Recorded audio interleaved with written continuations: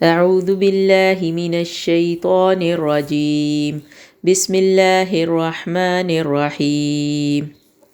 ایک صحابی نے سوال کیا، اللہ کے رسول، میرا جی چاہتا ہے کہ میں ساری دنیا سے نیک بن جاؤں، تو آپ نے فرمایا تم حرام کاموں سے بچ جاؤ، تو تم سے بڑھ کر کوئی دنیا میں عبادت گزار نہیں ہوگا۔ یعنی حرام کاموں سے، حرام چیزوں سے بچنے کی تاکید فرمائی نبی کریم صلی اللہ علیہ وسلم نے۔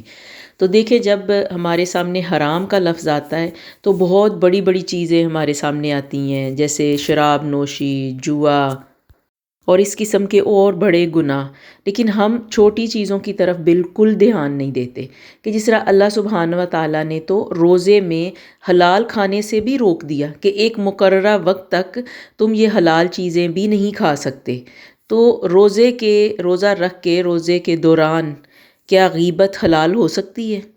غیبت حرام ہے، چغلی حرام، جھوٹ حرام، دھوکہ دہی حرام۔ تو یہ سب کچھ ہم روزے کی حالت میں کیسے اپنے اوپر جائز کر سکتے ہیں؟ ان سب چھوٹی چھوٹی جن چیزوں کو ہم بہت چھوٹا اور حقیر سمجھتے ہیں، یہ سب ہمارے اوپر حرام ہے۔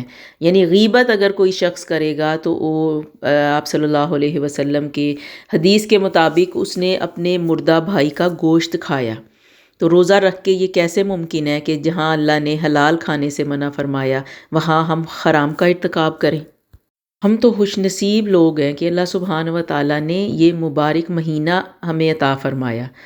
اچھا یا برا یہ مہینہ ہر شخص کا گزر جانا ہے، لیکن خوش نصیب وہ شخص ہے جو اس مہینے کو اس انداز سے گزارے جو انداز و ادا میرے رب کو پسند ہوں۔ تو روزے کے ایام اور عام ایام میں فرق کیجئے۔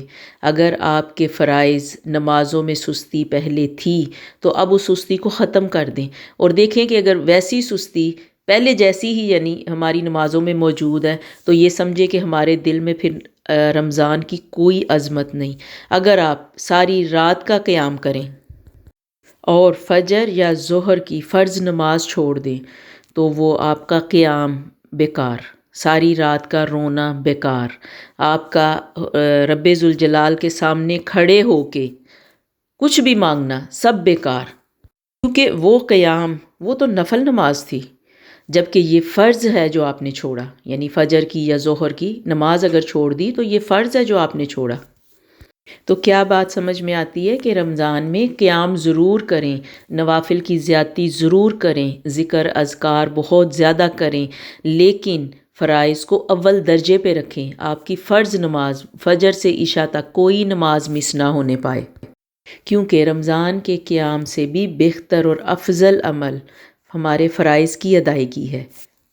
تو اللہ سبحانہ و تعالیٰ سے دعا ہے کہ اللہ تعالیٰ ہمیں ان فرائض کو اول وقت پر اور پابندی کے ساتھ ادا کرنے کی توفیق عطا فرمائے۔ وآخر دعوانا ان الحمد للہ رب العالمین۔